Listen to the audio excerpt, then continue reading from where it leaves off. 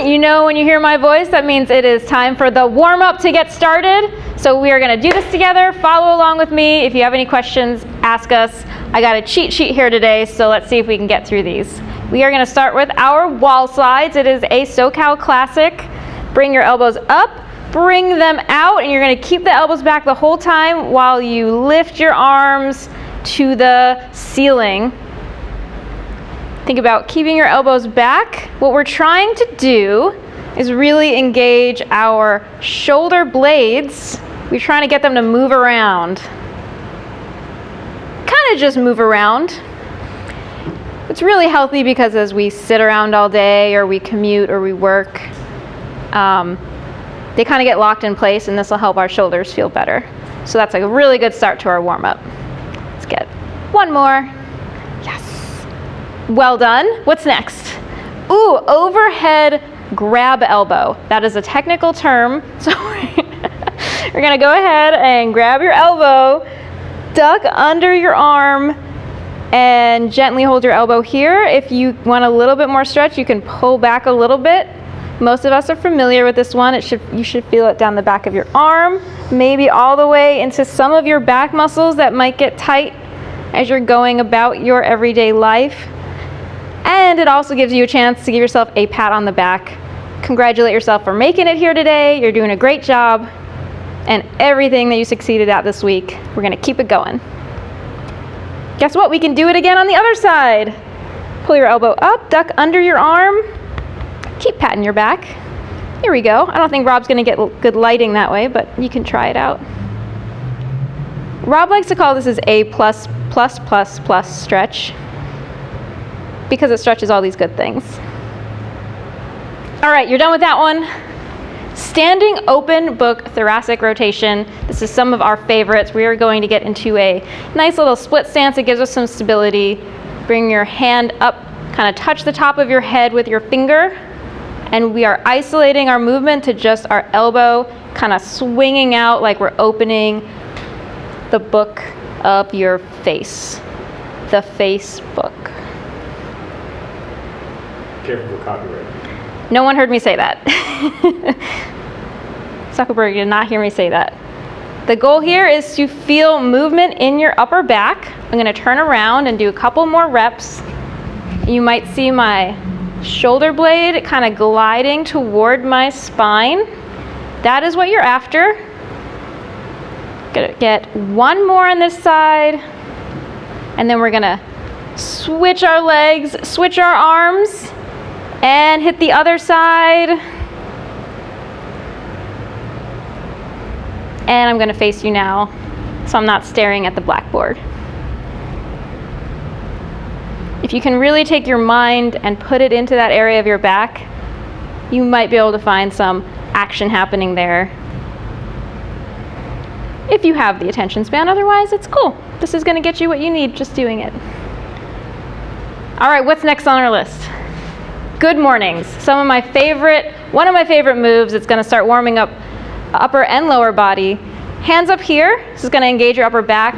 And we are bending at the waist, basically sending your hips backwards to initiate this movement. Your hands up here are going to help keep your back flat. We don't want to curve over. We want to stay up. As if I had a logo here, I want to show that forward. And it's definitely going to limit how far I can go down because my hamstrings, the back of my legs are tight, and they're going to prevent me from going too far. But this should be a great stretch down the back of the legs. And when you get to the top, go ahead and squeeze your glutes. Always a fan of trying to activate your glutes because they get lazy and they like to not work. So every time you can give them a squeeze, you're going to encourage them to be used. Last one. Perfect. We're on to our zombie squat. Okay, so a squat, we're going to go about shoulder width apart. Zombie just means that instead of having your hands comfortably here, you're going to pretend you want some brains and stick them straight out and squat down and up and down. So when you are squatting, definitely only go as far as you feel comfortable. It's all right if it's about here, whatever feels good. If it hurts, don't do it. but we are bending both our knees and our waist, our hips. If you can get low, go for it. And at the top, guess what you can do? You can squeeze your glutes. Last one. We have sufficient brains. Now we are on to our calf stretch. This is going to be a nice static stretch, which means you don't have to move anywhere. I'll go sideways. You're going to go into the split stance, make sure your heel is on the ground, and we are looking for a stretch in the back leg. Back calf, that's the back of the shin. If you're having trouble feeling it, make sure your heel is on the ground. You can come a little bit further forward and put some weight, more weight into your forward leg. We're just gonna hold this for a couple seconds. You can even adjust around, see if you can get a good stretch. A lot of us have tight calves just because we sit a lot and our ankles are locked in place. Now go ahead and switch legs. I probably could have just switched legs, but I decided to turn. You can do the same. And we'll just hold this for a couple seconds. Catch our breath from those really tough zombie squats. Perfect. What are we up to? A knee raise and ankle circle, some of our favorites. We get to practice a little balance. Pull your knee up, and when your knee is up here, go ahead and get some big ankle circles. And you're just gonna alternate leg to leg. Don't worry if you can't really catch your balance today. I was doing well, but then Rob took a step back. If you can, find one spot on the ground to focus on. Really get meditative, find your center. If bringing your knee up this high is pretty difficult, you can just go stand on one leg, get some nice lower ankle circles. That's great. You're still gonna encourage some great blood flow to your feet. Show them we care. And it can also be very challenging. This is our last one, so even yourself out.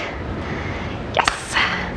All right, on to our calf raise. This is some more love for our feet and ankles. You're gonna come up onto your toes in a nice controlled way. You notice I'm not wearing shoes, so I'm gonna feel this a lot in my feet.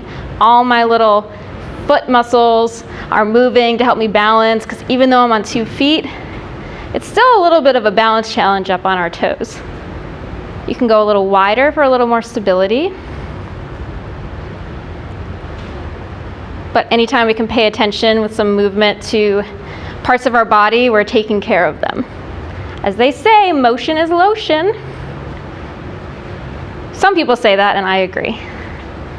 Last calf raise. Woo! All right. Oh, great. I've got a treat for you. We're going to knock out some reverse lunges. We're only going to get 10 on each leg. Here we go. And we're just going to alternate leg to leg.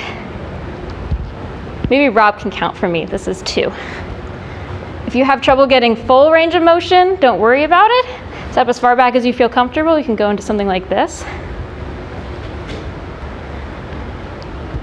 This is really going to crank your heart rate up. Get your muscles ready. I can't count on my fingers.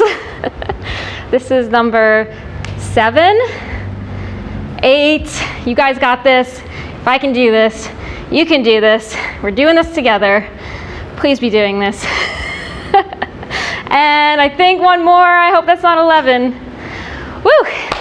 All right, I got my heart rate up. We're just gonna finish up with a nice gentle kettlebell swing. Pick up your invisible kettlebell, send your hips backwards. And very much like our good morning, keep your back flat, bend at the waist, and as you come up, squeeze your glutes. Think about throwing the kettlebell forward rather than up, forward. You might find it easier to engage your glutes that way. We're gonna go for 5 more seconds. 3, 2, 1. And great warm up. Hope you guys got the blood pumping and you are ready for your workout.